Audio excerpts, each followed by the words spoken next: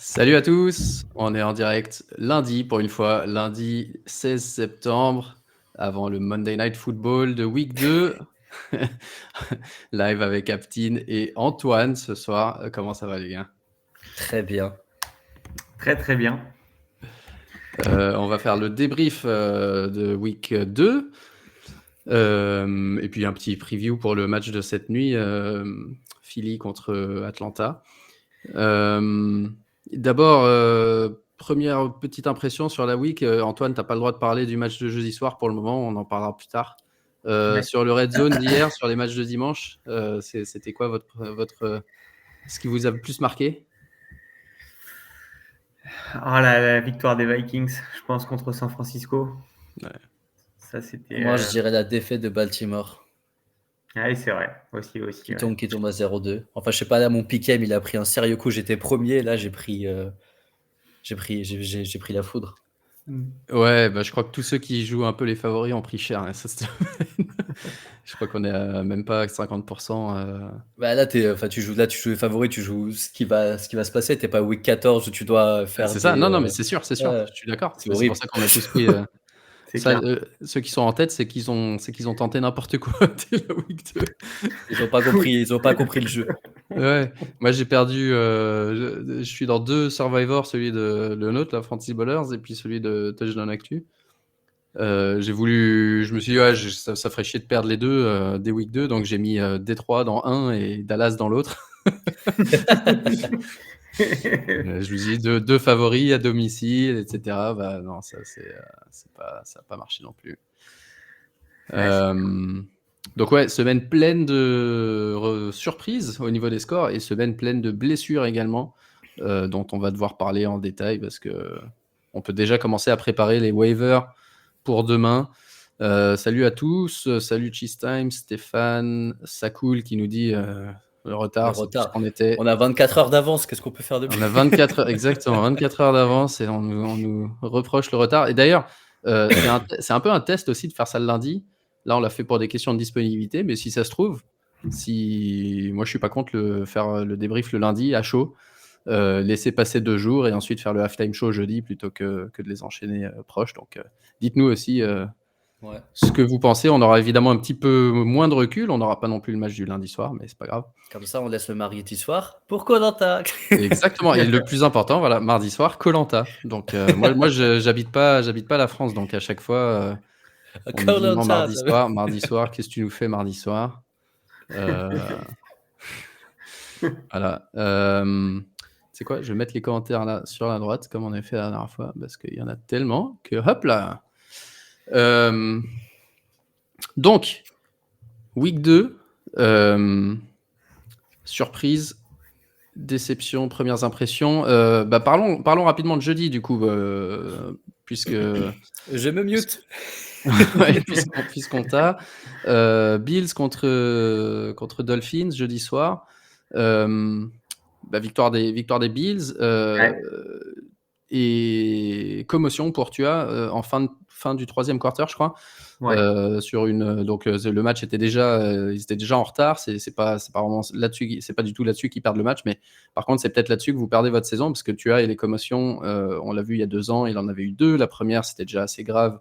Il avait été KO, il avait eu les réactions nerveuses dans les doigts et tout ça, donc c'est pas n'importe quelle commotion.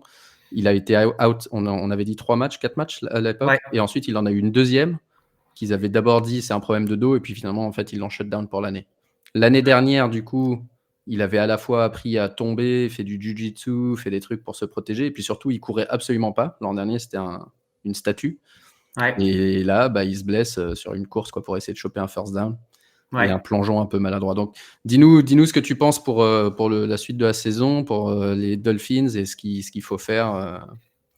D'un point de vue fantasy, ça sent quand même pas bon, dans le sens où la connexion qu'on a aujourd'hui entre Tua Tagovailoa et Tyreek Hill, et on vous commencez à avoir un peu plus Jalen Waddle qui émergeait avec l'ouverture du cahier de jeu. Ça, c'est sûr que ça sent pas bon.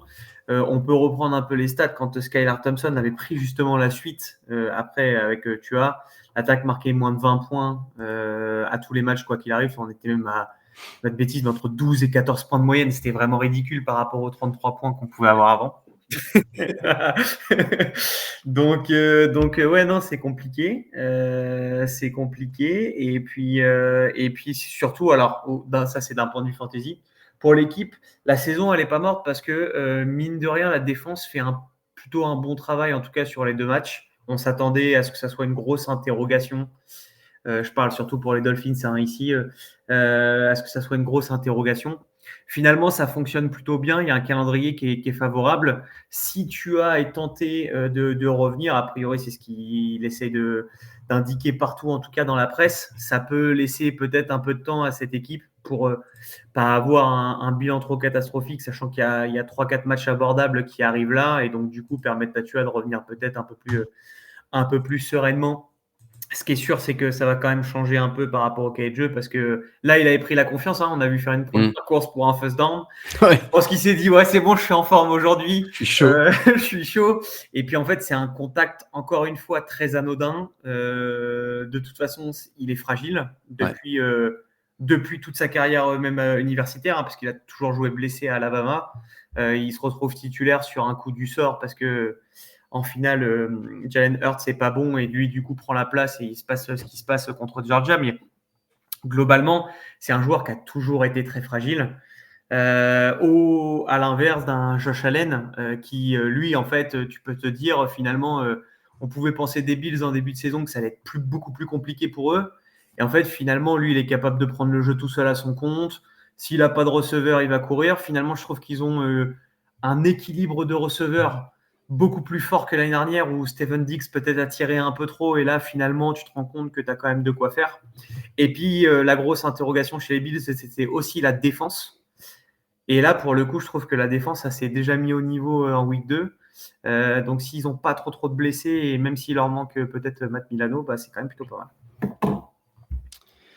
Ouais, et niveau fantasy, rapidement sur les Bills et les Dolphins, du coup, on va commencer à parler des top et flops de la semaine, mais les 2 joueurs qui ont été excellents, c'était James Cook d'un côté et Devon Achane de l'autre.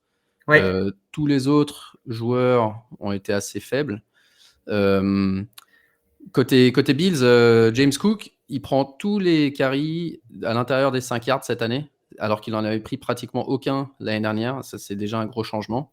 Aptine, toi qui l'as dans la dynastie et qui était fan de H1 aussi, mais James Cook en particulier, tu penses que c'est une tendance qui va se poursuivre, cette nouveauté où justement le seul truc qui lui manquait pour devenir un peu élite, c'était ses carries sur la goal line. Et cette année, pour le moment, Josh Allen n'en a aucun et Cook en a eu plusieurs. Est-ce que ça va se continuer ou est-ce que si les Bills sont en galère, ils vont revert un peu sur Josh Allen? Non, pour moi, moi, je sais pas qu'on avait vu avec le départ de Diggs, ça allait plus ouvrir encore plus d'opportunités à Cook. Il a fait une très très bonne saison l'année dernière. En fait, c'est quand même une évolution. Donc pour moi, il y avait aucun feu qui était au rouge pour qu'il fasse une mauvaise saison.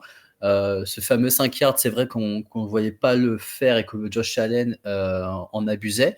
Mais là, en début de saison, tu veux surtout pas baisser ton quarterback. Et si les opportunités qu'on lui donne, il est transformé en touchdown, pourquoi s'arrêter?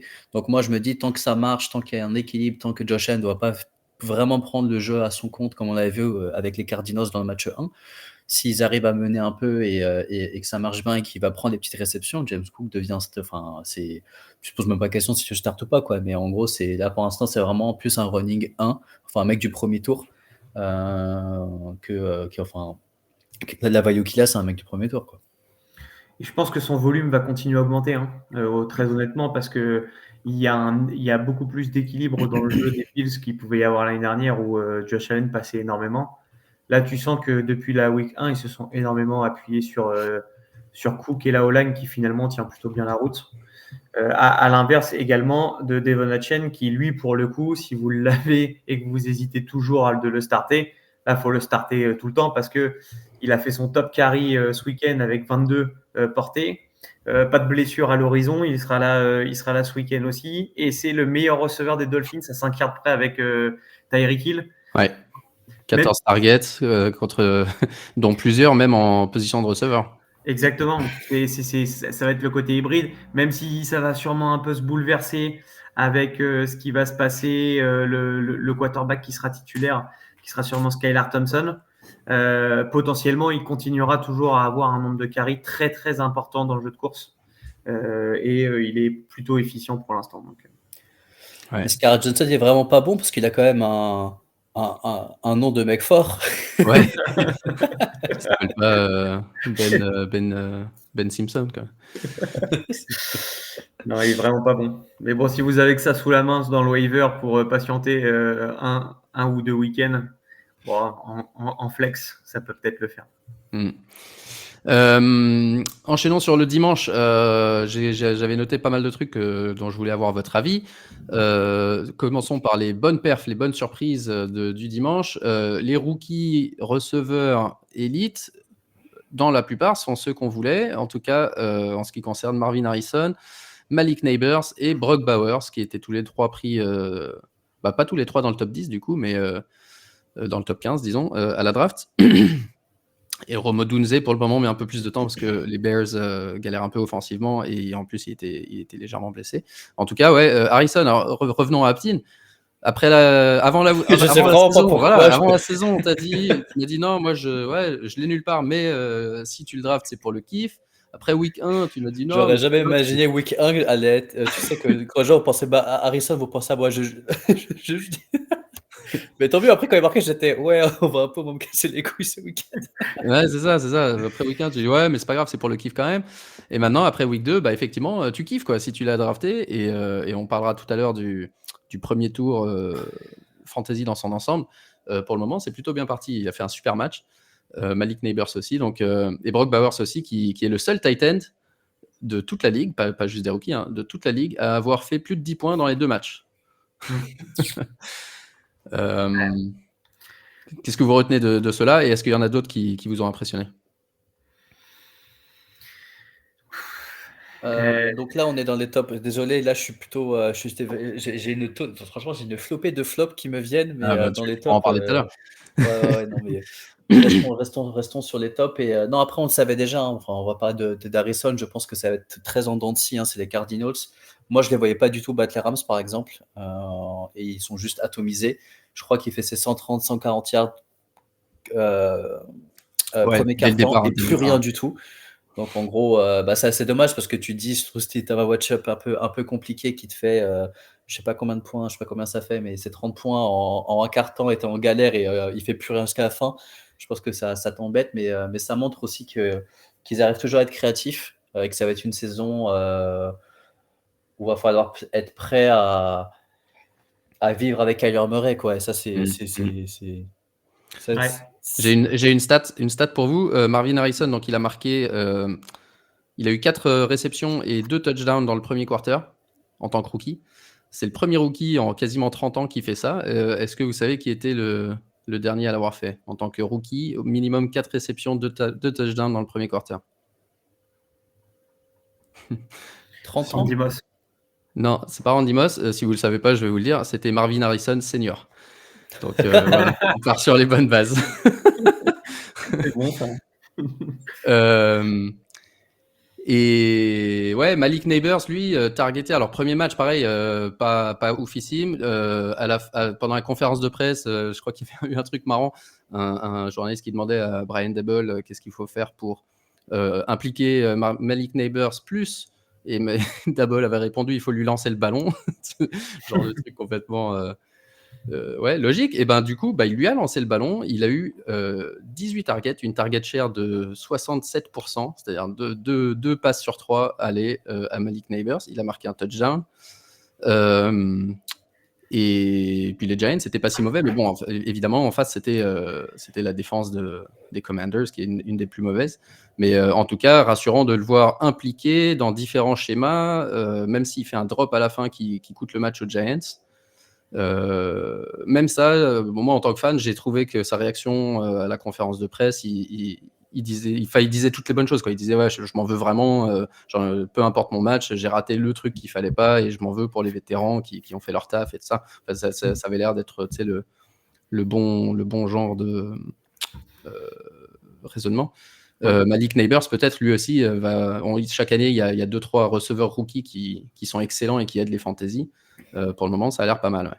Ouais. Brian Thomas Jr. aussi. Ouais. Je pense qu'il passe sous les radars parce que Trevor Lawrence l'aide pas sur l'ensemble du match des Jaguars, mais il a déjà fait un bon premier week 1 et là, week 2, il confirme, même s'il y a la défaite au bout, c'est pour ça qu'on n'entend pas trop parler. Mais c'est un vrai route runner, je trouve. Donc, c'est une bonne value, ce serait une bonne value régulière. Alors, puisque Zinkou nous dit que les fans des Giants n'aiment pas Sirianni, mais que Dabble commence à se positionner comme head coach insupportable, il n'a pas complètement tort, mais puisqu'il dit ça, on va parler des Saints, qui sont une excellente équipe cette année. On scorait 15 fois sur leurs 15 drives offensifs et ont explosé les Cowboys, m'ont coûté le Survivor, donc. Ont explosé les Cowboys, j'ai même plus le score, mais... 44-19. Ouais, 44-19, merci. Qu'est-ce qu'on pense des Saints? Est-ce qu'ils sont, ils sont legit? Je vois Derek Carr qui fait genre Michael Jackson dans la zone, dans la end zone. Rachid Shaheed, excellent. Alvin Kamara fait son 3e meilleur match de sa carrière avec 3 touchdowns. Chris Olave un petit peu en retrait par rapport à tous ces gars-là, mais il fait quand même des scores. Qu'est-ce que tu penses de ça? En vrai, ils ont une équipe qui est très équilibrée. On savait que la défense était quand même plutôt un de leurs points forts. C'était même d'ailleurs le seul point fort un peu l'année dernière. L'attaque était bien, mais c'était pas non plus incroyable. Là, si l'attaque continue à maintenir un niveau, il y a quand même énormément de bons joueurs à prendre et surtout, ça va plutôt bien distribuer. On peut avoir Chris Olave, Alvin Kamara, même Taysom Hill fait des points dans une flex. C'est quand même vachement intéressant d'avoir Alors moi, je l'ai en dynastie, bon, ça m'aide pas, mais en tout cas, c'est quand même vachement intéressant d'avoir ce type de joueur-là en fait à l'intérieur parce que c'est une attaque qui est quand même multidimensionnelle dans la façon d'opérer. Pour l'instant, ils ont beaucoup de réussite, je trouve, dans tout ce qu'ils font.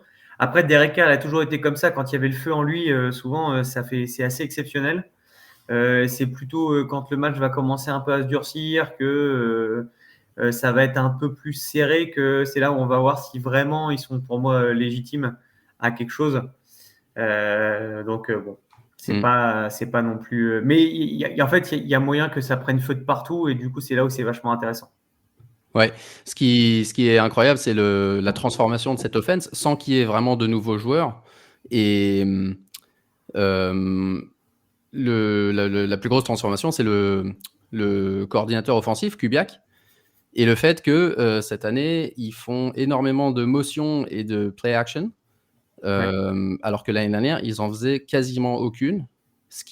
On sait qu'évidemment, aujourd'hui, si ton offense, tu arrives à les mettre en mouvement avant le snap, comme le fait Miami si bien d'ailleurs, ça aide énormément l'offense et tout le monde en fait. Donc la stat, c'est cette année, ils ont fait play action sur 45% des dropbacks, qui est le numéro 1 en NFL, alors que l'année dernière, c'était à 13%, qui était le dernier en NFL. Et les motions, c'est 67% des snaps, ils font une motion avant le snap, alors qu'avant c'était 30%. Donc, énorme changement. Et peut-être que, effectivement, cette offense des Saints va être la grande surprise de l'année. Parce qu'en fantasy, on a, à part Olave, Shaheed, on se disait, peut-être un WR2, une bonne surprise, parce qu'il prend le rôle de Mike Thomas, mais en fait, on n'en savait rien. Kamara, ça fait 2-3 ans qu'il a le discount un peu de vétéran, personne âgée, etc. Enfin, personne âgée, le joueur un peu plus âgé. Derek Carr, personne l'aime. Et là, pour le moment, Derek Carr, il est QB2 overall en fantasy, derrière Kyler Murray, je crois. C'est incroyable. Et puis Alvin Kamara, alors moi je l'ai ce week-end, c'était superbe, 62 points, c'était magnifique. Mais en fait, c'est un joueur, chaque off-season, il se passe toujours un truc avec son mental. Un coup, il va tabasser quelqu'un dans un casino, un coup, il va se passer un truc, etc. Et en fait, c'est compliqué parce que tu sais pas dans quel état d'esprit il attaque la saison. Et par contre, pour autant, c'est vrai qu'il est toujours plutôt très... toujours performant malgré les... Ouais, c'est ça, malgré les... Malgré l'environnement un peu. Et c'est vrai qu'on n'a pas cité Shaheed, mais pour l'instant, pour moi, il fait plus de bien que Chris Olave, mais peut-être aussi grâce à Chris Olave qui étire beaucoup le terrain de par sa menace. Donc, ouais. Quelques bonnes surprises. Quentin Johnston qui commence à marquer des touchdowns et à tenir les ballons qu'on lui envoie. Donc ça, c'est une bonne nouveauté. Est-ce que, Aptine, tu penses que c'est quelque chose de durable ou c'est un feu de paille? Non, je dirais. Bah après, si tu veux, c'est le fameux seul mec du bar. Il n'y a pas grand monde qui est healthy, donc ça fait Tout de le monde lui était blessé une. aussi. Ils sont tous Ouais, un peu voilà. Ouais. blessés. Après, je pense qu'on a vu ce qu'il valait. Après, il reste jeune, mais c'est juste que. Moi, je dirais plus feu de paille, mais tant qu'il n'y a personne, il mériterait ça. Il mériterait un start en flex, mais c'est vraiment dur de se projeter, quoi. Jackson Smith-Njigba qui fait un très très bon match. Ouais, enfin, putain, pardon. Qui est clairement passé devant Tyler Lockett dans la hiérarchie sur les 2 premiers matchs de la saison. Donc ça, c'est bien. Parlons un peu des flops. Le premier round en ADP cette année, c'est une catastrophe au bout de 2 semaines. Alors, je vais faire juste un petit inventaire, et puis après, Aptine, toi, je sais que tu avais pas mal de flops. Tu vas pouvoir en parler. Mais Christian McCaffrey, il est sur hier, il va rater au moins 4 semaines, voire 6. Tyreek Hill, son QB maintenant, c'est Skylar Thompson. CeeDee Lamb, lui, c'est peut-être un des mieux lotis, mais il a que 9 réceptions en 2 matchs. C'est pas le CeeDee Lamb qu'on attendait. Ja'Marr Chase, 97 yards, pas de touchdown en 2 matchs, alors que pourtant, il n'y a même pas Higgins. Bijan Robinson, il joue ce soir, donc lui, c'est peut-être le mieux pour le moment, parce qu'il a fait un bon premier match, et on verra ce qu'il fait ce soir. Breece Hall, pareil. Je pense que Breece Hall, peut-être on le prend même 1-0-1 si la draft était aujourd'hui. Ensuite, Justin Jefferson, excellent, mais déjà potentiellement blessé. On ne sait pas s'il va rater un match. Amon-Ra St. Brown, mauvaise première semaine et il s'est blessé la semaine 2. Donc pareil, il faut suivre. AJ Brown, il va rater le match de ce soir. Garrett Wilson, 117 yards en 2 matchs, pas de touchdown. Puka Nacua sur l'hier, il va rater la moitié de la saison. Et Jahmyr Gibbs, toujours dans un timeshare 50-50 avec Montgomery, dont il n'arrive pas à se débarrasser. Donc c'est pas Jojo ce premier round pour le moment. Et il y a peut-être aussi une info importante à compléter, c'est plus sur Amon-Ra St. Brown, c'est que maintenant ils partagent vraiment le nombre de. Ils vont splitter le nombre de catchs avec Jameson Williams, qui n'était pas le cas l'année dernière. Et du coup, c'est ça où ça peut être aussi un peu plus compliqué dans sa valeur par rapport à ce qu'on pouvait penser de lui en début de saison. Ouais, clairement. La petite, tu voulais parler des flops, t'en avais dans ce premier round ou tu veux parler d'autres joueurs en dehors de. Non, mais en fait, c'est plus. Je me faisais la réflexion tout à l'heure et je trouve que c'est les grosses offenses qui galèrent toutes en fait. Parce que du coup, là, tu avais le match des Bengals contre les Chiefs. En fait, ça te montre vraiment que toute l'arme offensive sont en guerre totale. Joe Burrow, Chase, Zach Moss qui devient le RB numéro 1 sans aucune discussion. Je pensais qu'il y en allait avoir une, apparemment, il n'y en a aucune. Mahomes, c'est vraiment pas ouf en termes de stats. Je sais pas, vu qu'il y a tellement de formats différents qu'on est en train de faire, si tu veux, je pense qu'il score nulle part en fait. Non, c'est plus le QB et élite. ses passes de 1 yard, ça va à 2 minutes. Kelsey cramé. Mahomes, il a le average depth of target le plus bas de la ligue, je crois. Ouais, on en avait parlé déjà, je sais pas si c'était off-season ou week 1, mais en tout cas, c'était pour Ouais, dire mais justement, est-ce que ça allait apporter. C'est ça. On Et en pensait fait, qu'avec pas du Warby, tout. ça allait. Et puis maintenant, Hollywood Brown out pour la saison. Donc, une des 2 armes qui était supposée étirer le terrain n'est plus dans l'équation. Non, c'est.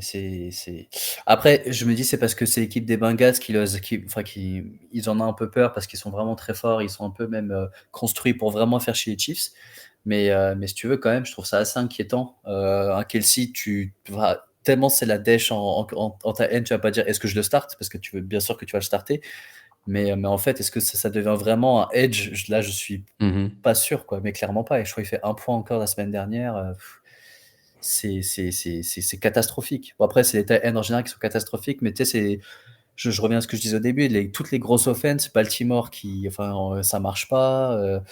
Dallas, pour moi, je compte pas de ce match-là, mais tu te dis vraiment, il va avoir un vrai problème dans le running game. SF, c'est quand même assez surprenant ce qui s'est passé. Les Jets, c'est la vraie définition de work in progress. Toutes les offenses, les grosses offenses que tu attendais, en gros, elles sont toutes en galère. C'est presque comme si on devait instaurer 2-3 matchs avant que la saison commence, tu vois, pour que les gars puissent s'entraîner. La fameuse pré-saison. Ça serait une idée de génie, ça. Je sais pas pourquoi ils ont pas pensé à ça.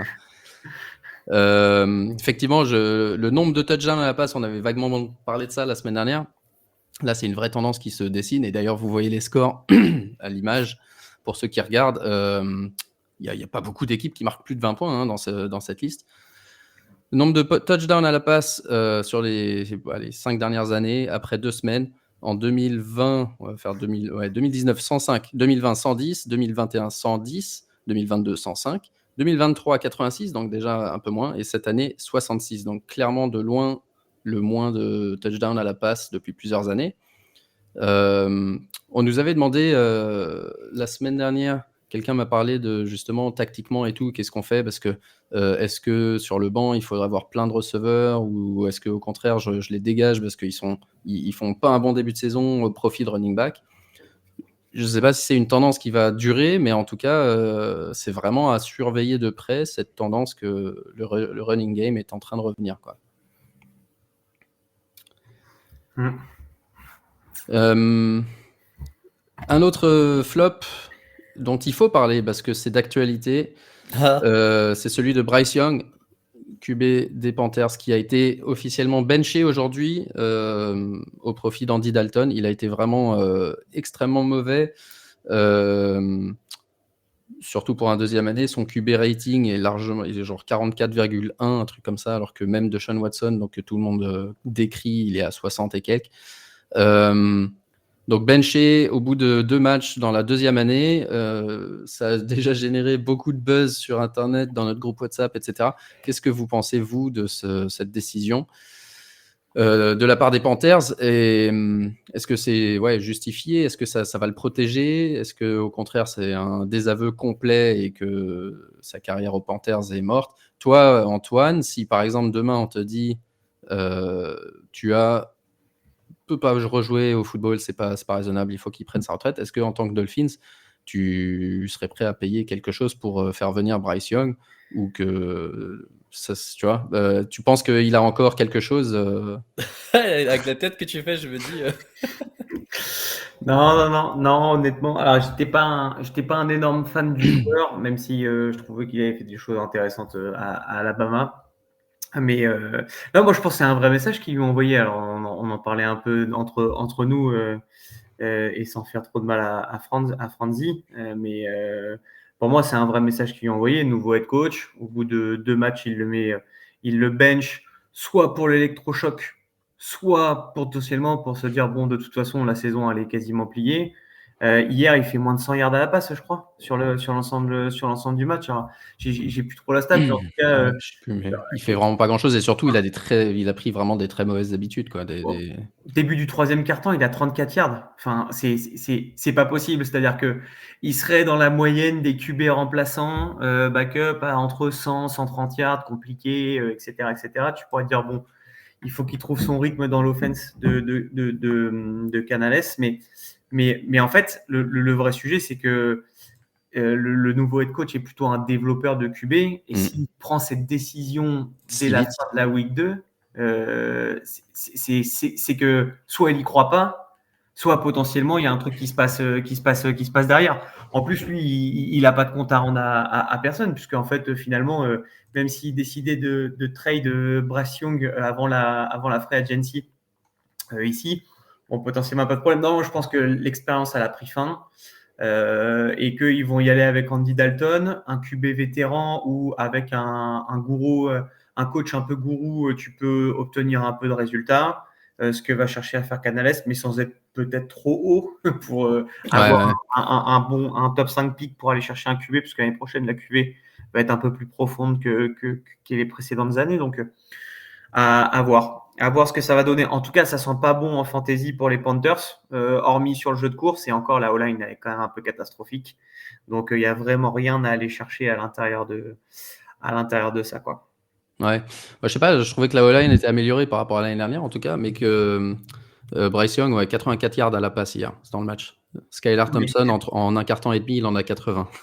Ouais, non, mais 84 yards, 84 yards dans un match, c'est ridicule. J'ai 3,2 yards par attempt. Ouais, c'est compliqué. Et en fait, surtout, visuellement, c'est ça, moi, qui m'inquiète plus, c'est que il a 0 rythme, même les tracés courts, il les loupe. On a toujours l'impression, mais à Alabama, il le faisait déjà beaucoup, mais le college football, c'est différent, c'est fantaisiste, ça part un peu dans tous les sens, c'est la magie qu'on aime, etc. Ça fait vendre.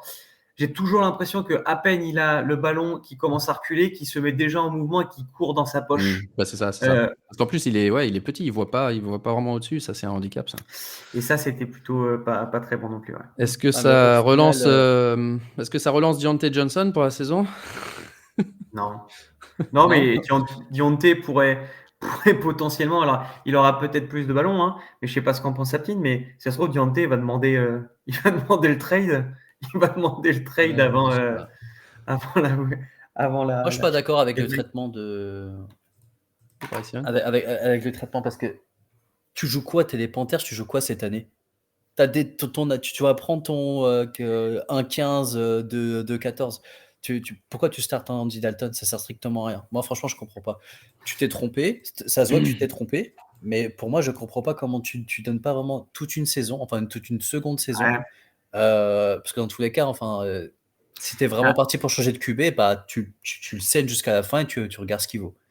T'as raison sur le principe, mais le souci, c'est que Canales des 25 autres. Des 25 autres joueurs dans l'offense, quoi. Et tous un câble. Exactement. Je pense que lui, il veut garder son groupe, il envoie un message en même temps. Après, on est loin de tout ça, mais lui, je pense que lui, il a rien à devoir à personne. C'est pas lui qui l'a drafté. Il se dit, il est numéro 1 de draft, je le mets sur le banc, je m'en fous.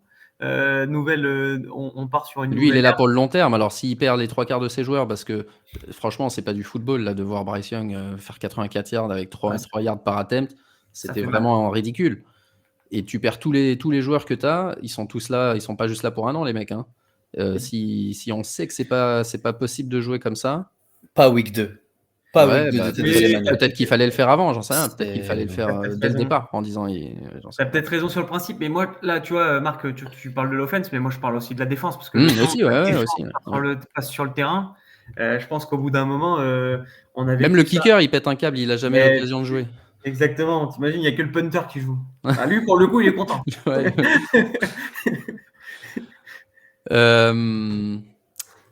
Est-ce que, Aptine, tu avais un autre flop à signaler avant qu'on passe aux blessures? Non, pas qui me vient en tête. Alors, passons aux blessures. Il y en aura peut-être qui viendront quand on en parle, avec le waiver également. Les nouvelles blessures, donc on a parlé de Tua. Isaiah Pacheco, il s'est cassé la jambe à la fin du match hier. Cassé le péroné, donc il est out pour maintenant on dit 6 à 8 semaines, ce qui est un peu optimiste, c'est bien. Les fractures du péroné, souvent c'est 2-3 mois, donc moi j'avais dit pas de retour avant la week 10. Et Karim Hunt qui arriverait. Karim Hunt, un ancien de la maison qui visite, et dans le court terme, il n'y a que Carson Steele et Samaje Perine. Perso, je recommande pas spécialement de dépenser beaucoup d'argent ni sur l'un ni sur l'autre. Mais voilà, c'est la situation actuelle pour les Chiefs, qui ont également, on rappelle, perdu Hollywood Brown pour la saison, logiquement. Cooper Kupp, entorse de la cheville. Donc les Rams, ils commencent à être vraiment en galère de receveurs, eux aussi. Ils n'ont plus Cooper Kupp, ils n'ont plus Puka Nacua. Ils ont perdu plein de joueurs en défense aussi. Donc voilà. Joe Mixon, il est en train de passer des tests. Il a fini le match, Joe Mixon, hein, mais c'est pareil avec une entorse. Si jamais, parfois, tu arrives à finir le match, mais quand tu te réveilles le lendemain, c'est pas la même histoire. Donc, par sécurité, j'ai mis peut-être une semaine manquée, sachant que Pierce était out aussi la semaine dernière. Donc, peut-être qu'A-Makers va faire son comeback et starter un match pour les Texans. Jefferson, donc lui, il a dit que c'était OK, mais pareil, à suivre, hein, il va peut-être rater un match. Sait-on jamais. Ty Spears, pareil, problème à la cheville, je crois. Evan Engram, ça c'était la surprise du chef aux échauffements, alors que tout allait bien aux échauffements le dimanche. Pour ceux qui nous avaient suivis en live dans le warm-up, vous le savez, mais les autres, il y en a qui ont pu être piégés par Evan Engram qui s'est blessé à l'échauffement. AJ Brown, donc il jouera pas ce soir, et Amon-Ra St. Brown, TBD aussi, voir ce qu'il a eu. Lui, il est assez solide, hein, Amon-Ra St. Brown. J'ai l'impression qu'il est tout le temps en train de se faire démonter, mais qu'il joue quand même. Et c'est vrai qu'on n'en a pas trop parlé, mais dans les flops aussi, on peut mettre tous les tight ends de l'année dernière qui marchaient plutôt fort. Ouais, bah ça, on en a parlé beaucoup la semaine dernière déjà. Ouais. De dire effectivement tout le top 6. Tout le top 6, c'était pas terrible. Il y en a un qu'on aimait bien quand même, c'était Trey McBride dans le rôle. Et Trey McBride nous a déjà récompensé week 2 avec toujours un excellent rôle, et les stats vont suivre. Mais effectivement, Sam Laporta, Dalton Kincaid, pour le moment, leur saison n'a pas commencé. Ouais. Donc à voir, ouais. Pas super inquiet encore pour le moment, mais Laporta, c'est à suivre parce que, comme tu l'as dit tout à l'heure, il y a Jameson Williams qui est là. Ils ont toujours les 2 running backs, donc ça commence à faire beaucoup de monde. C'est clair. Du coup, waiver. J'ai mis quelques noms, c'est pas encore le waiver complet. Pour voir ce que vous pensez de ces noms et si vous êtes prêt à dépenser un peu d'argent. Donc, Derek Carr, Sam Darnold, c'est votre QB2 et QB3 en fantasy cette année. J'ai même vu un tweet qui m'a fait beaucoup rire, qui montrait un screenshot avec Carr, Darnold et un troisième joueur, je me rappelle plus qui. Attends, je crois... Justin Fields. Baker Mayfield, non, Baker Mayfield, même ça aurait presque pu être Fields. Derek Carr, Baker Mayfield et Sam Darnold, en mettant la course au MVP est en train de chauffer. Donc Mayfield, on en a parlé la semaine dernière, mais Carr, Darnold, c'est des gens que vous ajoutez maintenant sur les waivers après les 2 premiers matchs, après leur perf, ils méritent d'être dans un roster, non? Darnold est des week-ends pour moi. J'en parlais déjà assez positivement. Après, j'ai toujours bien aimé le joueur et je trouve que je pensais pas que ça allait aussi bien marcher dans une équipe des Vikings. Après, on sait qu'il est quand même assez bien coaché et qu'il se passe quand même pas mal de choses en fantasy, mais qu'il soit aussi clean, je m'y attendais pas. La défense aussi est plutôt forte, donc ça fait qu'il y a quand même pas mal de points fantasy. Moi, j'ai quand même préférence pour Darnold parce que il y a le facteur Justin Jefferson qui est dans l'équation. Ouais. Et Moi, surtout j'aime les bien- formats que vous avez, surtout les formats que vous avez. Enfin, Darnold, c'est même Carr au final, c'est quand même très précis. Ça prend Ouais. pas, enfin, ça va pas envoyer 10 000 bombes ou commencer à courir et faire des fumbles et tout. Tant que c'est bien coaché, tant que ça joue des équipes prenables, même si SF c'est pas une équipe prenable, mais je sais pas, moi c'est des noms que j'aime beaucoup et surtout qu'au final avec ce qui se passe avec les autres qui arrivent pas à scorer ou à performer comme on le voulait, pour moi ils sont obligés d'être dans des rosters. Ouais. Running back, Braylon Allen, le backup de Breece Hall, a marqué 2 touchdowns. Il n'avait pas un gros volume, mais ça fait partie des backups à avoir, je pense, dans les rosters.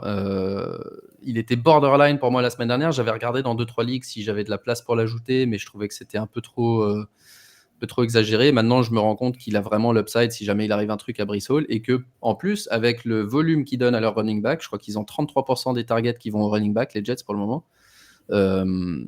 C'est pas forcément une bonne chose pour la réalité, mais pour la fantasy, c'est du pain béni. Les deux ont potentiellement, tu vois, dans les backup running back, tu cherches toujours quelqu'un un peu comme Bucky Irving, quelqu'un qui est déjà en train de croquer un peu dans le volume, qui a plus ou moins un peu de value en flex, en mode, tu vois, genre si t'as des bye week et des trucs comme ça, et qui en plus de ça a l'upside. Et lui, c'est clairement, il rentre dans la catégorie. Et Carson Steele aussi, dans le court terme, en tout cas, ça sera le remplaçant de Pacheco. Ouais. Receveur, on a parlé de Quentin Johnston. On a de Marcus Robinson aussi, qui devient le seul mec dans le bar maintenant, vraiment, pour les 3 prochains matchs. Ouais. Et qui Il est a plutôt peut-être bien joué encore... d'ailleurs. Ouais, il a bien joué, mais pas fait un gros score. Donc, du coup, il est peut-être encore dispo et il coûtera pas forcément très très cher. Jalen Naylor, qui est WR2 avec la blessure de Addison et qui a encore marqué un touchdown la semaine dernière. Donc voilà, quelques noms, il y en aura peut-être d'autres. Tight end, Hunter Henry qui fait un gros match, Mike Gesicki aussi. Là, je mettrais Bureau, il est plutôt bien Henry. Gesicki, non? J'ai l'impression qu'il lui envoie beaucoup de ballons. Ouais. Mais Mike Gesicki, c'est un joueur qui attire énormément le ballon, qui a des mains très très sûres. Seul problème, c'est qu'il n'est pas du tout athlétique. En fait, quand tu le vois courir un peu et tout. Mais on dirait un mec normal. Ouais, exactement. Un papa. Exactement.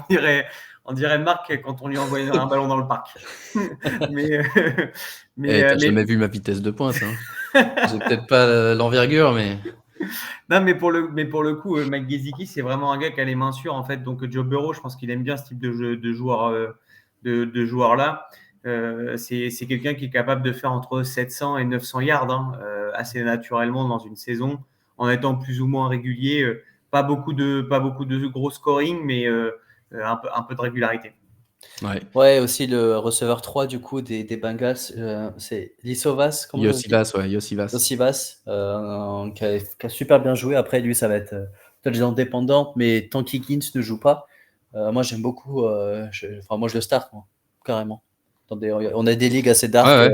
Non, Je suis parti pris, je l'ai starté. Donc. j'étais à 2 doigts de le starter aussi dans la Ligue des Champions Fantasy Ballers. Et justement, ça m'amène sur un point sur Kansas City.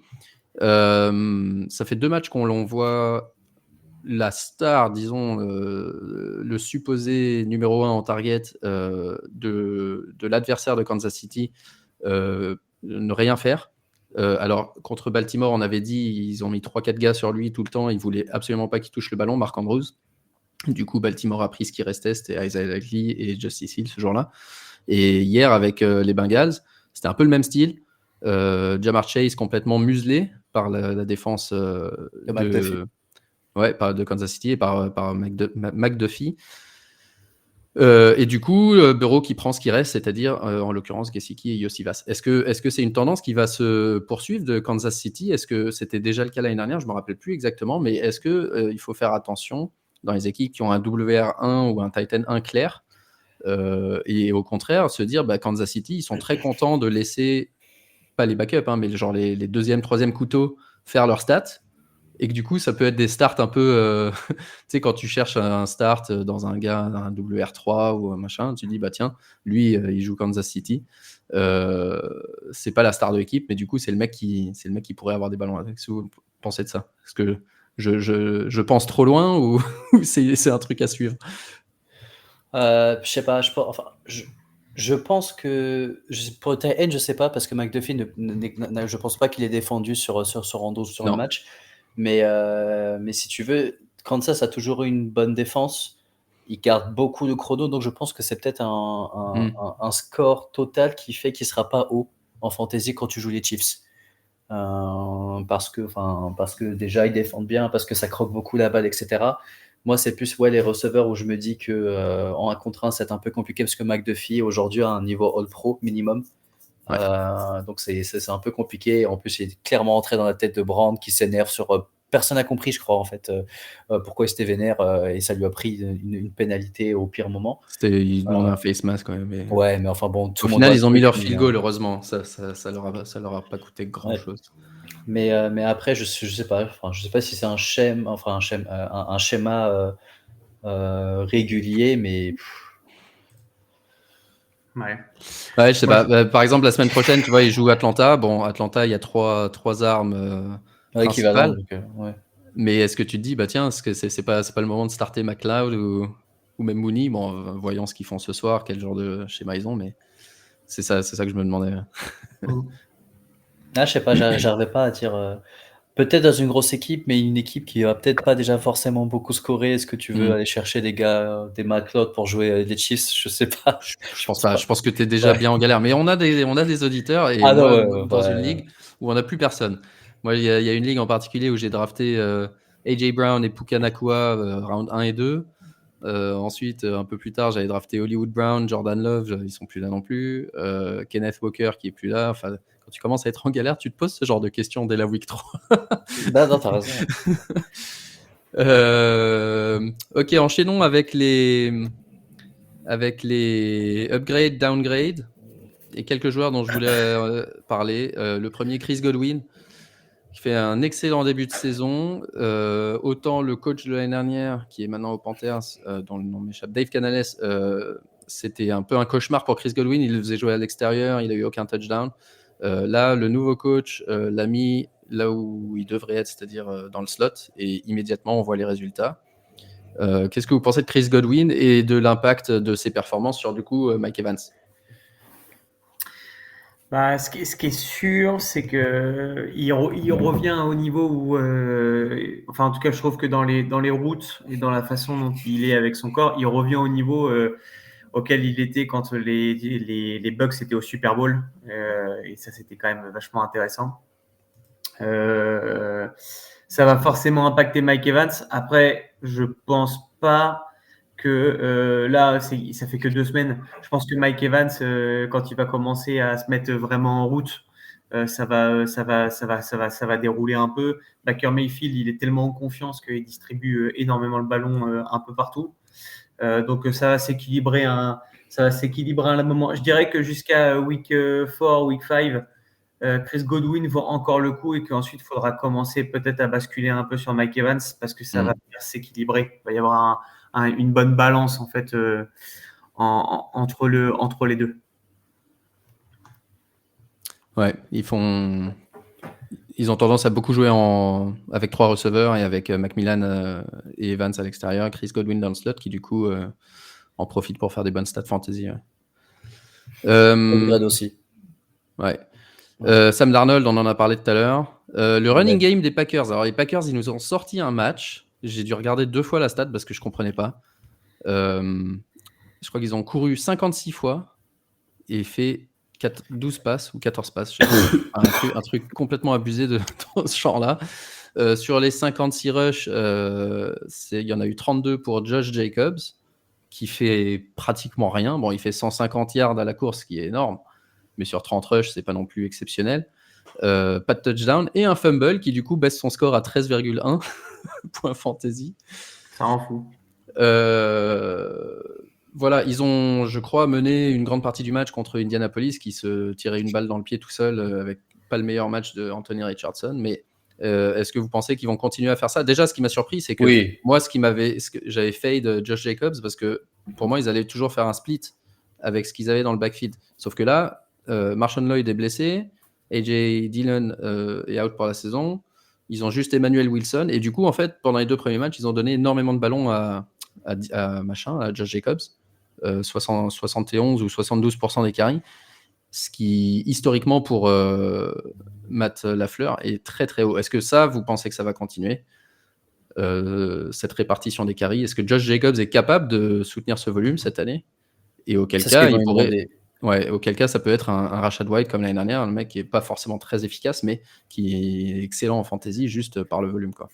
Je pense que c'est ce qu'ils vont lui demander. Et si le premier match comme ça, enfin tu regardes ta stat 4 fois, c'est parce que Malik Willis n'est pas un quarterback, donc ils ont mis un running au poste de quarterback et tu te démerdes. Ouais.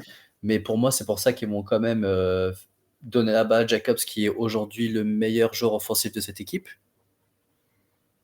Et au final, qui a derrière une bonne ligne. Donc c'est un jeu très très ennuyeux, et je pense qu'ils vont mettre beaucoup de personnes dans la boîte parce qu'au final, Malik Willis ne pourra pas gagner des downs avec son bras, enfin pas énormément. Et moi, je l'avais annoncé, je pensais qu'il allait quand même essayer vraiment d'aller chercher dans Deep quelques gars, mais en fait, tu vois, même eux, ils ont clairement pas confiance en Malik Willis et ils se disent, on va faire que courir, et Josh Jacobs, il va avoir des week-ends il va bien dormir, quoi. Ouais, c'est clair.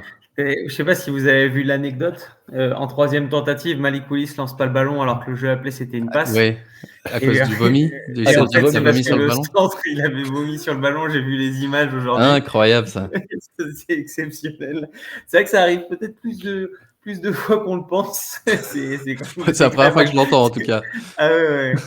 C'est exceptionnel. En plus, tu vois bien l'image, il vomit bien pile sur le ballon. C'est ça. Et après, hop, il fait son snap. Tiens, démerde-toi. J'ai vu pas mal de joueurs vomir sur le terrain, d'ailleurs. Il y avait un défenseur des Jets aussi à la fin du match, il en pouvait plus. Ouais. Pacheco qui a vomi Pacheco aussi, ouais, t'as raison. Ouais. Au premier match. Ouais, c'est pareil, je pense que si seulement il y avait une pré-saison où les mecs pouvaient monter un peu en régime, tu vois. Et bien sûr. Rodgers, il vomit pas, mais il leur vomi bleu ciel de Gatorade. Ouais, c'est ça, ouais. Je te jure. Ça me rappelle une fois où Odell Beckham disait qu'il était un peu déshydraté. Et il dit ça complètement normal, genre ouais, non, mais je suis juste allé faire une intraveineuse dans le vestiaire et puis je suis revenu 5 minutes après, tout allait bien. Ok. À l'époque, je sais plus, mais c'était le quarterback remplaçant des Chiefs qui avait vomi avant un snap et il avait lancé une passe de touchdown direct dans la foulée. Il était en red zone. Il vomissait, il récupère le ballon, on lance la balle. En pleine action. Super mal. Ok, donc du coup, à surveiller le running game des Packers en attendant le retour de Love, parce que évidemment, quand Jordan Love est là, c'est pas forcément la même histoire. On a passé tout l'été à dire ils ont 4 receveurs super et 2 tight ends, et là, il y a eu 14 passes. Donc, ce que ça veut sans doute dire, c'est que tant que Malik Willis est là, il faut bencher tous les receveurs des Packers. Ouais. Malheureusement. Ouais. J.K. Dobbins, qui devient un peu machine. la coqueluche du podcast, ça fait trois épisodes de suite.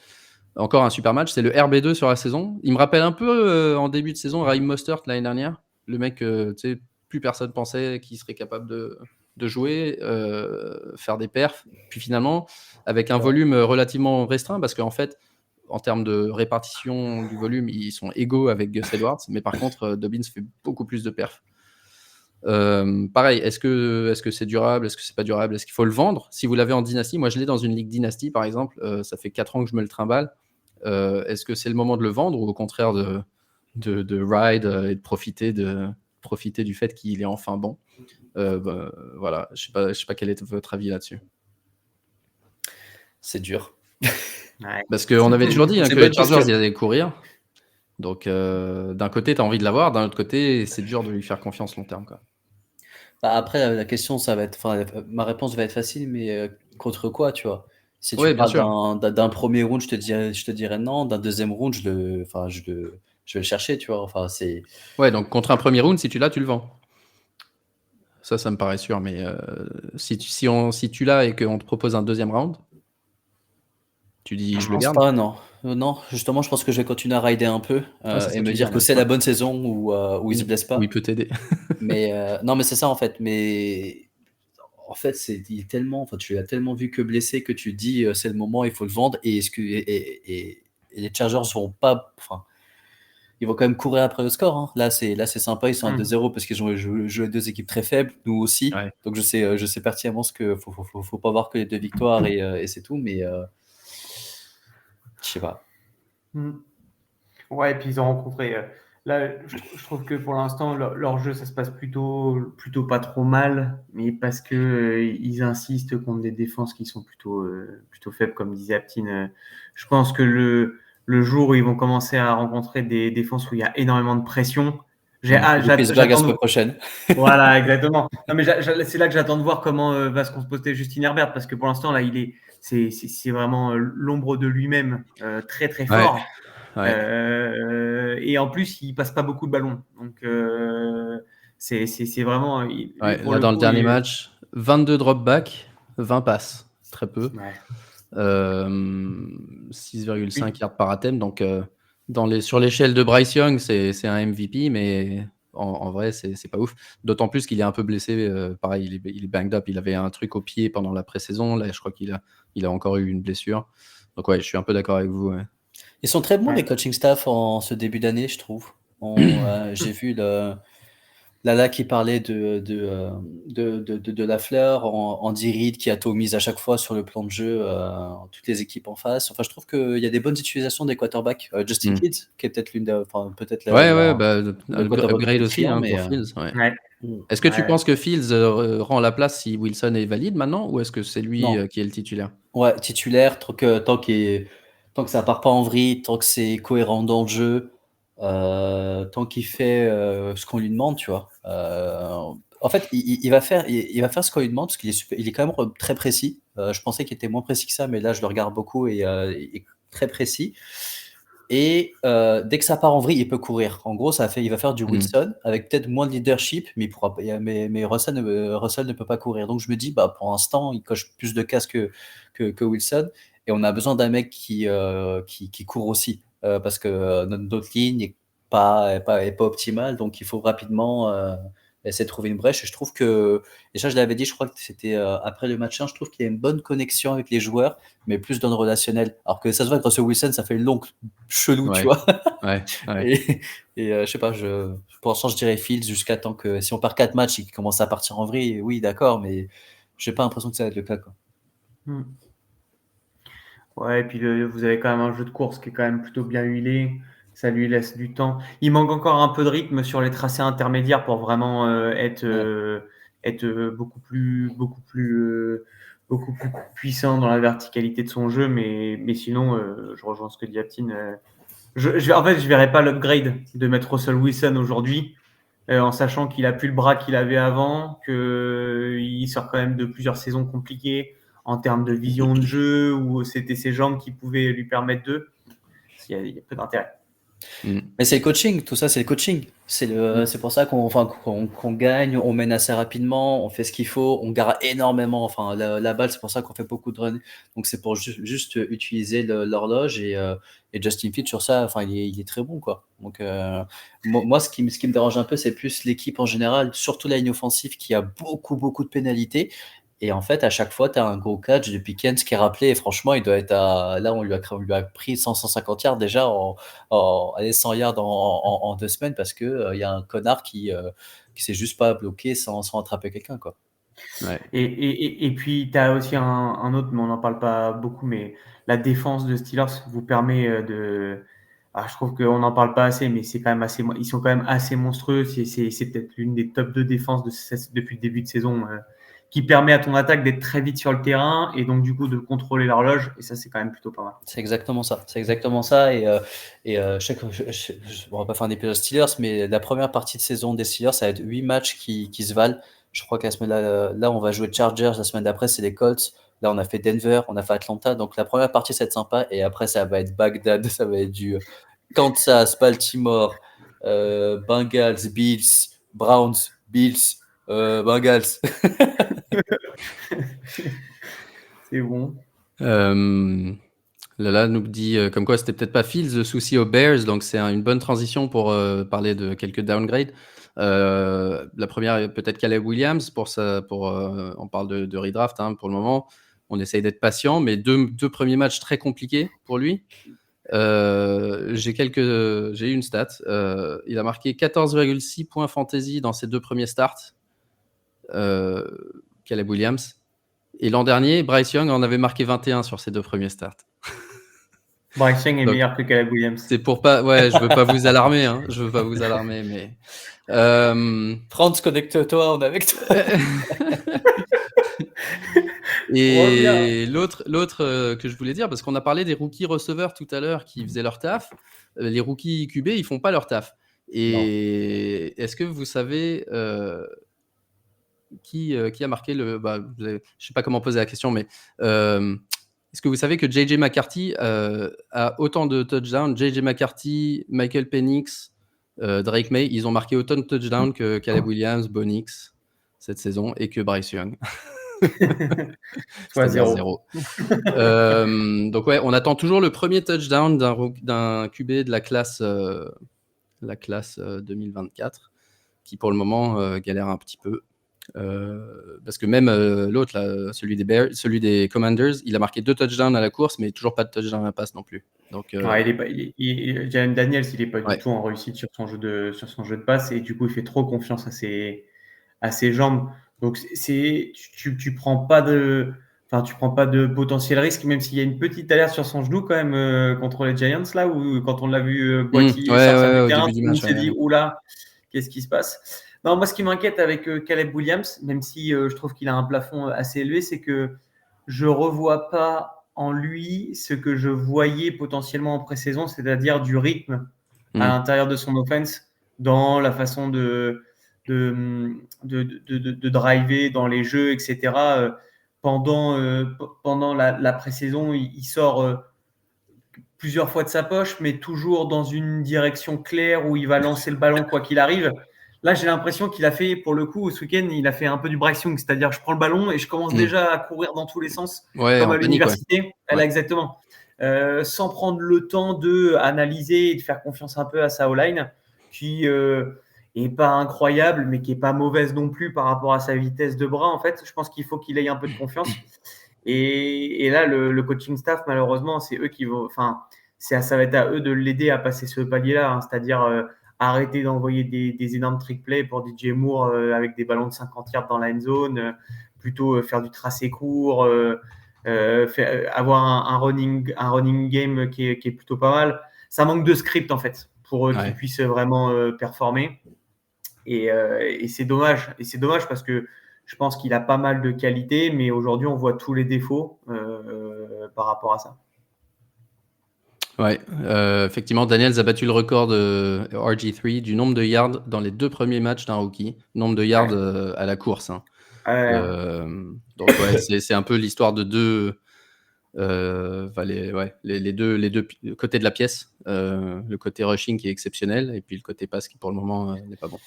Sacré peau rouge. Et dernier. Attends, j'avais encore une. Ah oui, downgrade. Est-ce qu'on downgrade Travis Kelce?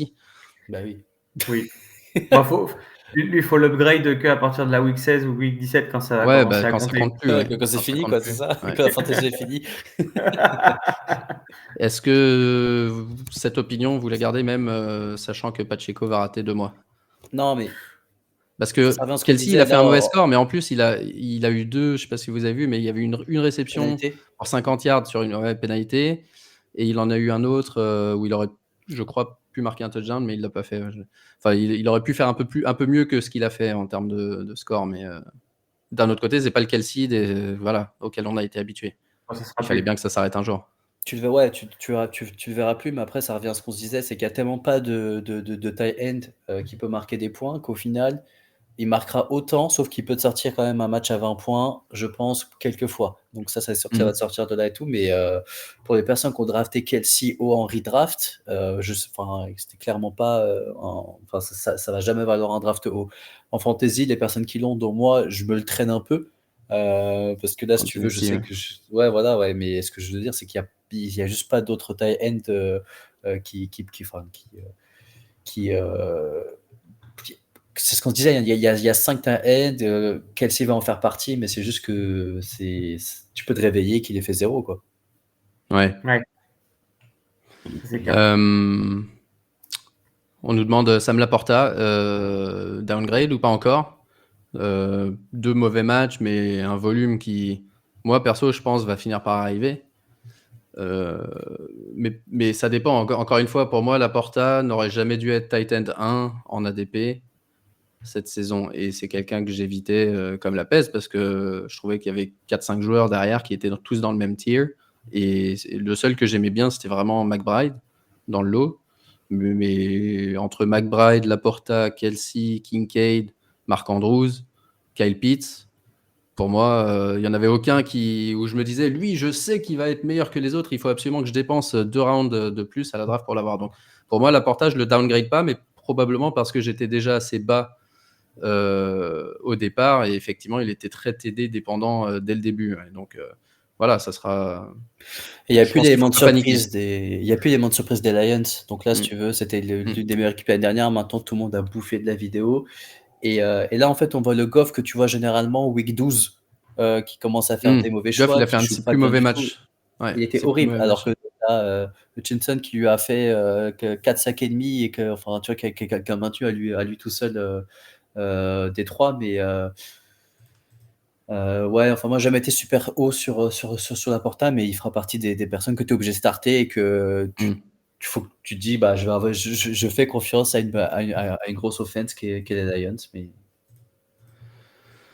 Ok, avant de se quitter, un petit mot sur la dynastie, parce qu'on a de plus en plus de joueurs de dynastie parmi nous, et je veux savoir s'il y a des joueurs en dynastie. Donc on parle évidemment toute la partie on veut gagner, c'est ce dont on vient de parler, mais en dynastie en général on a des rosters beaucoup plus grands, et du coup je veux avoir votre avis sur des joueurs qu'on peut ajouter au fond de notre banc, comme par exemple Antoine, est-ce qu'aujourd'hui tu mettrais de l'argent plutôt sur Skylar Thompson ou sur Andy Dalton dans ton équipe dynastie? Je mettrais plutôt sur... Sachant que le but, c'est de générer un peu de value, potentiellement de faire un trade à un contender qui est en galère de QB ou un truc comme ça. Je pense pas que ce soit du coup, je partirais sur Skylar Thompson. Thompson. Un peu plus. Un peu plus que Andy Dalton. Il a un peu plus de... Il peut avoir un peu plus de valeur avec tous les assets qu'il a autour de lui. Est-ce qu'il y a un running back, avec toutes ces blessures, un running back qui n'était pas encore dans les rosters, mais qui devient le one injury away guy? Peut-être, je sais pas, Tennessee qui est le RB3, Julius Chestnut ou quelqu'un comme ça, mais ou Brenton Strange qui a fait un match pas trop mal en l'absence d'Engram, Luke Schoonmaker qui a fait un match correct en l'absence Zach Charbonnet. Ouais, alors Charbonnet, c'est trop parce qu'il était déjà, lui, Ah oui, il il était était déjà déjà partout. Mm. Mais je pense justement, ouais, tu vois, Charbonnet, je sais même pas si Charbonnet se blesse, qui est-ce qui joue à Seattle? C'est C'est Antoine. ouais, c'est ça. C'est Non, une mais très bonne je le dis parce que question. tu vois, même moi, je le sais pas, mais c'est comme ça qu'il faut réfléchir. Pourquoi pas, hein. Avec ces blessures, quand vous avez des rosters avec 15 ou 16 places sur le banc, je parle pas des dynasties où il y a 7-8 places, hein, ça c'est presque comme des redrafts où on garde les joueurs, mais je parle de dynasties plus traditionnelles où on a 10 titulaires et 15 ou 20, entre 15 et 20 personnes sur le banc. Ouais, pensez à ça, quoi. Vraiment, qui est le prochain mec qui pourrait avoir une opportunité? Et en général, ouais, Kenny McIntosh, ouais, chez les Seahawks. Voilà, faut vraiment réfléchir à ça parce que par exemple en début de saison, Jalen Naylor, c'était quelqu'un que personne n'avait dans son équipe et puis maintenant il marque des touchdowns et jusqu'à preuve du contraire, il est même startable. Donc Ouais. Jordan Jalen- Whittington, peut-être le rookie des Rams aussi parce que les Rams ont perdu leurs Ouais, deux. Jalen White, running back chez les Dolphins, Ouais. qui va prendre il va splitter le nombre de carries avec Devon Achane, même si ça prendra en plus avec la blessure de Jeff Wilson, qui a priori restera un peu écarté. Ok, dernier point pour la journée, le traditionnel Keep Trade Cut. C'est votre quiz du débrief. Cette semaine, je vous demande d'en garder un, trader un, cut un entre Christian Kirk, Deontay Johnson et Zamir White. Et ça, c'est à propos parce que c'est justement, je pense, le genre de gars, quand on parle de waiver, on se dit, ouais, eux, c'est. Aujourd'hui, avec leur perf qu'ils ont fait en 2 semaines, c'est borderline. Tu commences à te poser la question. Tu keep Kirk, mais tu insultes sa mère toutes les semaines. J'ai une stat sur les Jaguars d'ailleurs. Vas-y, finis et je la retrouve. Je dirais quand même peut-être trade Zamir White si quelqu'un est chaud.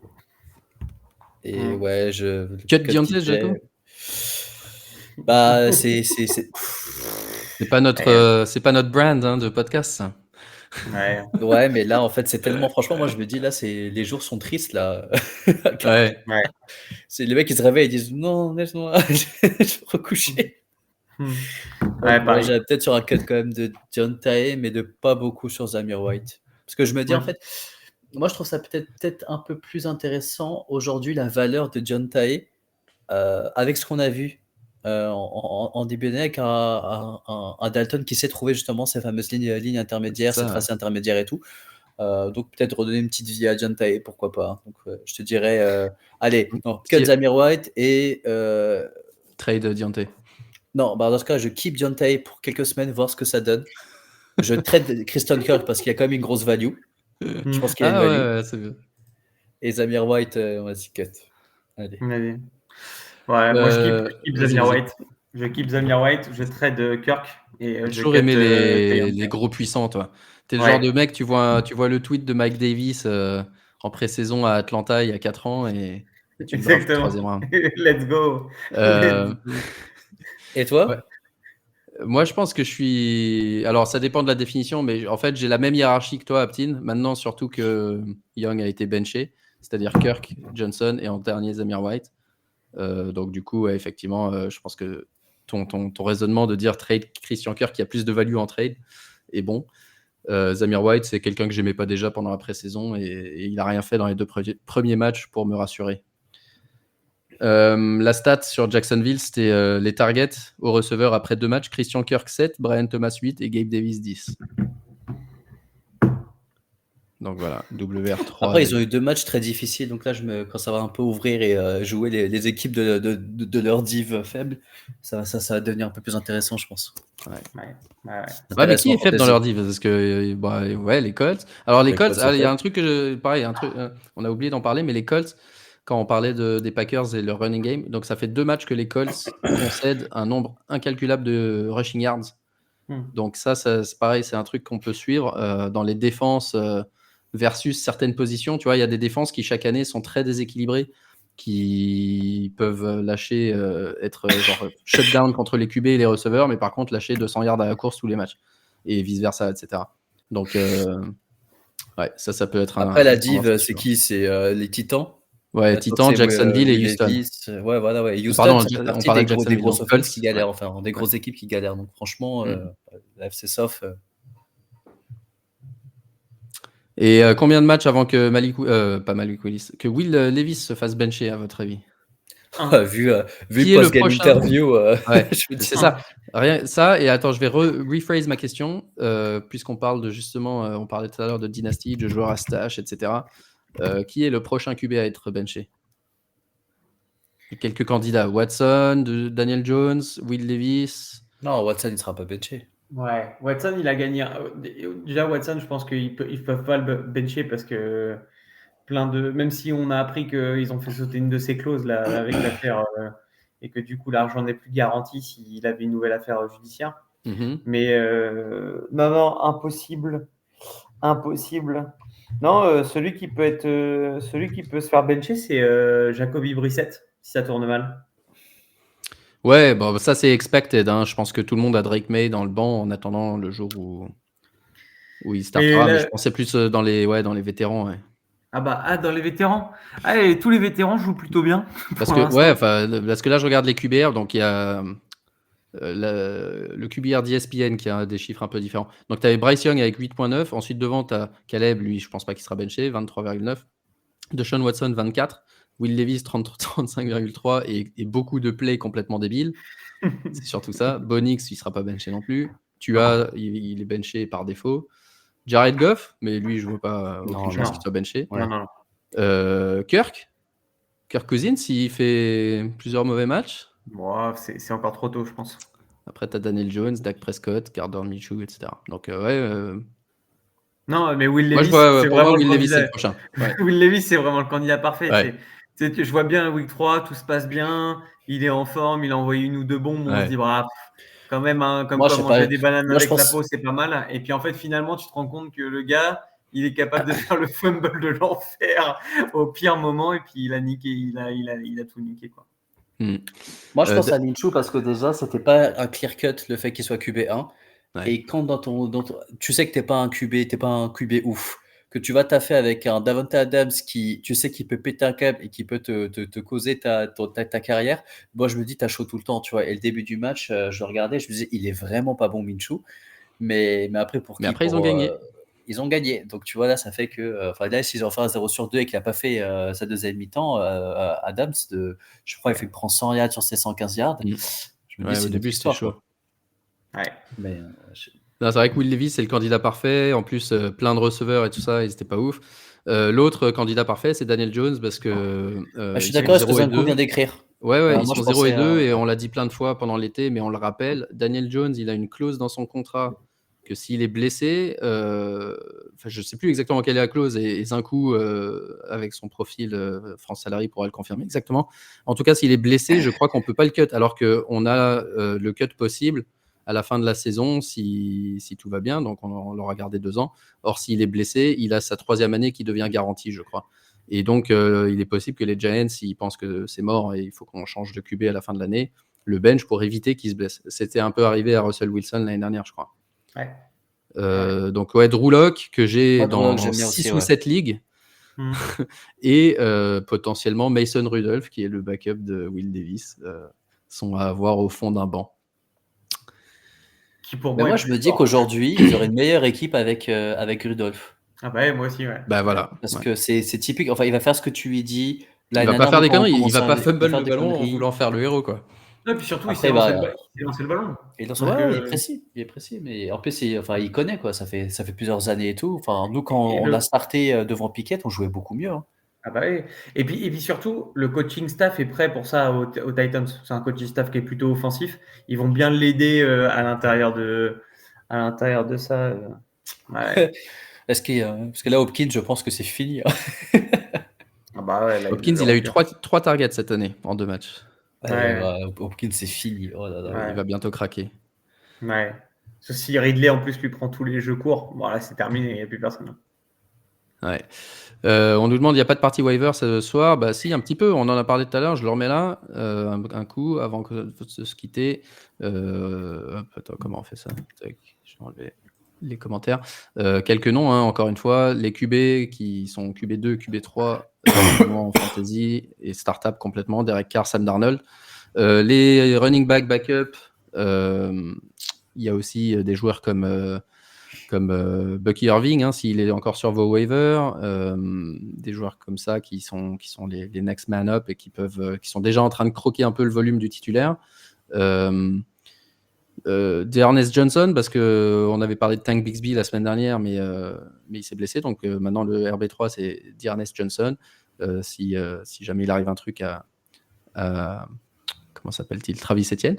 Receveur, une combinaison de joueurs qui jouent bien, qui sont peut-être sur vos waivers comme Quentin Johnston, ou des joueurs qui arrivent vraiment, il faut les avoir maintenant parce qu'il n'y a plus personne d'autre. De Marcus Robinson, Jalen Naylor, ils prennent des places.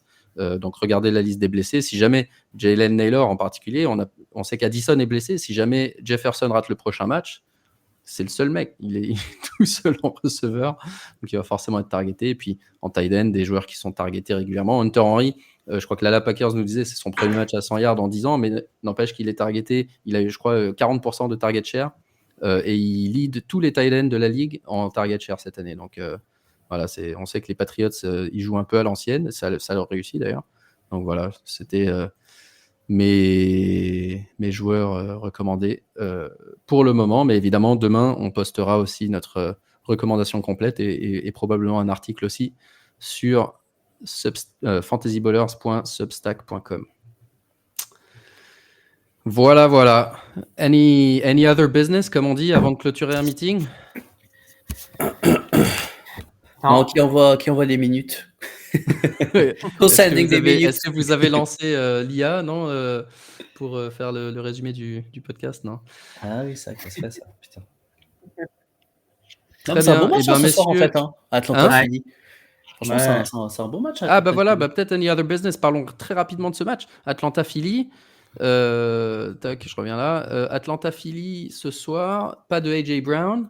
Est-ce qu'on surveille? Moi, perso, je surveille notre ami J.N. Dodson, qui, du coup, va devoir jouer receveur extérieur ce soir.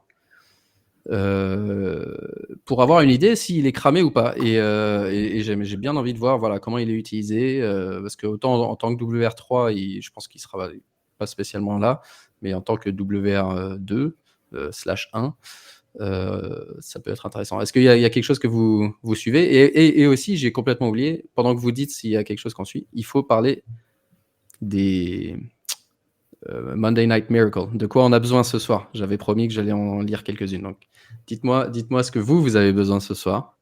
Que Bijan il marque 14 points pour que je survive dans la guillotine. T'as besoin de 14 points de Bijan. Ça, c'est exactement ça. Et en fait, là, week 1, j'ai marqué 76. Heureusement, il y avait un mec qui était à 50. Et là, je marque 77 projeté. Et il y a un mec qui a marqué 75. Franchement, c'est pour l'instant, guillotine, c'est chaud. Ah, guillotine, c'est chaud. Parce que la guillotine, on démarre à 18 équipes. Et franchement, pour aligner un line-up avec 18 équipes, au début, les 3 premières semaines, c'est tendu. Ah, c'est tendu. En plus, moi, je crois qu'on avait un budget de 100. Donc là, il y avait un mec, je crois que c'était Taylor, j'avais mis $49. J'ai vu des 560. J'ai dit, qu'est-ce qui s'est passé? Ouais, Jonathan Taylor. On nous demande qui va le plus bénéficier de l'absence de AJ Brown. Est-ce que c'est Devonta Smith ou Saquon ou J.N. Dodson, déco? Ouais. Un peu des trois. Moi, je pense à un truc un peu. Alors, pour les Monday Night Miracle. Non, je sais pas. Non. Ouais. Pour les miracles du lundi, on nous demande un gros match de Dallas Goedert pour pas me faire couper la tête. Dans la même guillotine que toi, du coup, Aptine. Sean Alexander qui nous dit pas besoin de prier le lundi quand le travail est déjà fait, et il met une photo d'un match où il bat Lucho. Le pauvre Lucho, c'est toujours la personne sur qui tout le monde tape. Bijan et Devonta Smith doivent marquer 4 points de plus que Pitts. Tout ça me paraît à peu près possible. 6,95 de la part de Drake London. Ça, c'est intéressant parce que match 1, c'était pas ouf. Hein. Ouais, là, c'est pareil. À voir ce que ça va donner. Bijan, 25,20 points pour faire la remontada du siècle.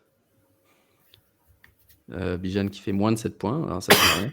Moins de 7 points. 3 points max pour la défense des Eagles. Ça, c'est possible. Ça dépend du scoring. Coup qui marque moins 6. Alors ça, j'y crois pas. Ça, je pense que Jordan Horry qui nous demande coup qui marque moins 6, c'est mort. Et pour finir, Jalen Hurts plus Devonta Smith plus Goddard qui marque 44 points à E3 pour le trophée FB. C'est qui le deuxième? Jalen Hurts, Devonta Smith et Dallas Goedert à E3. C'est faisable, mais à mon avis, ça doit être à peu près leur proche. Ouais, c'est ça, ouais, ça tient. C'est faisable. Mm. 45 penserais points que de ça va Saquon beaucoup Barkley scorer. pour la gagne. Ah ouais, non. Peut-être pas. Ok les gars, bon bah c'était pas mal le lundi finalement. On verra si on continue. Moi perso ça m'arrange plutôt le lundi, mais on verra. Dites-nous ce que vous en pensez. Et prochain rendez-vous du coup, demain un article de Waiver, jeudi le halftime show. Et voilà, on continuera à suivre toutes ces nombreuses blessures en espérant que ça soit pas trop grave pour la plupart, parce que c'est quand même la partie la plus relou du jeu. Et bientôt Je trouve. London, mon cher Antoine. Et bientôt London. Oui, Ouais, et et puis dans bientôt 2 semaines, ouais, dans London, 2 semaines, Londres, superbe. J'adore pour ça. voir Sam Darnold contre Aaron Rodgers. Ouais. Oh, Finalement, c'est là. un beau match. Hein. Oui, finalement, c'est vrai que quand on a pris les places, on s'est dit, bon, ça va pas être incroyable, mais bon, on y va, on va être entre nous, ça va être sympa. Et puis, comme quoi, Sam Darnold peut-être dans le MVP coursing, Aaron Rodgers qui va être capable de... Est-ce qu'il lancera un ballon à Garrett Wilson? Ouais, ça va être un peu électrique, ça va être sympa. Peut-être un bon match. Yes, allez, sur ce, on vous laisse. Bon Monday Night Football, bonne semaine à tous. Bon Koh-Lanta demain, du coup, puisque vous êtes libérés de vos obligations mardi soir. Yes. Et puis, on se tient au courant. Dans le reste de la semaine, n'oubliez pas le halftime show jeudi. Allez, ciao, à bientôt. Ciao. Au revoir.